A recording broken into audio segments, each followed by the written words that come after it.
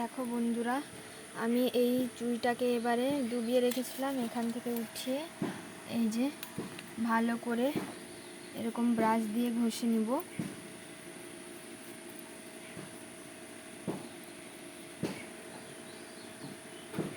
এই যে ভালো করে ব্রাশটাকে ঘষে নিয়ে ব্রাশে বালাটাকে আবার একবার এরকম ডুবিয়ে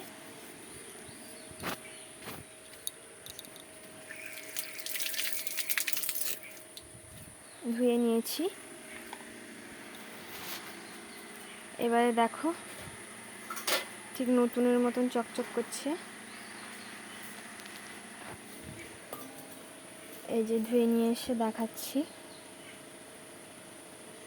আমার চ্যানেলটাকে ভালো লাগলে সবাই লাইক, কমেন্ট, সাবস্ক্রাইব করো। আজকের মতন টাটা।